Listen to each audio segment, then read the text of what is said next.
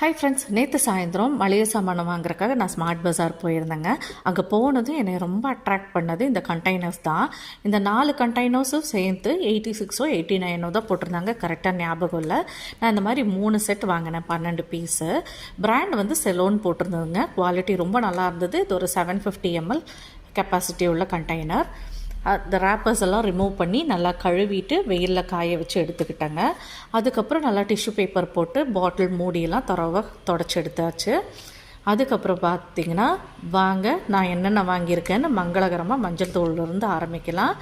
அதுக்கப்புறம் மிளகாய் தூள் வாங்கியிருக்கேன். அதுக்கப்புறம் ஊதுபத்தி, அப்புறம் டிஷ்யூ பேப்பர் வாங்கியிருக்கேன்.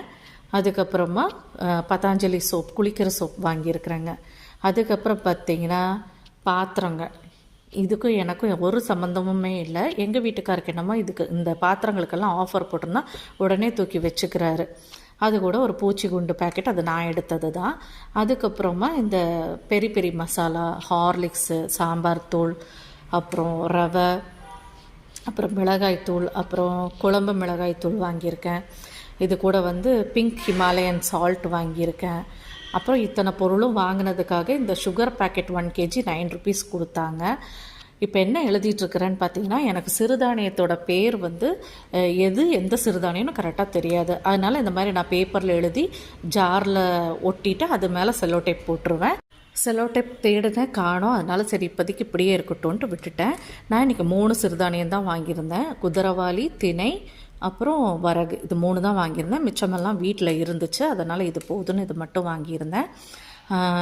எனக்கும் நல்லா ஸ்லோ மோஷனில் ஒன்று ரீஃபில் பண்ணுறதை காமிக்கணும் ரொம்ப ஆசை.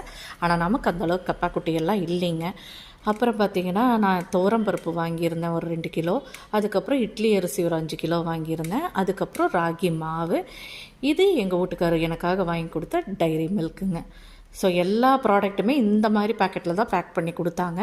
நீங்கள் என்னெல்லாம் வாங்குவீங்களோ, கொண்டக்கடலை, கொள்ளு, அப்புறம் என்னென்ன பயிர் வகைகள் இருக்கோ அத்தனையுமே வாங்கினேன். ஸோ இந்த மாதிரி தான் ஆர்கனைஸ் பண்ணியும் வச்சுருக்கேன். பிடிச்சிருந்தேன்னா லைக் பட்டனை தட்டி விடுங்க.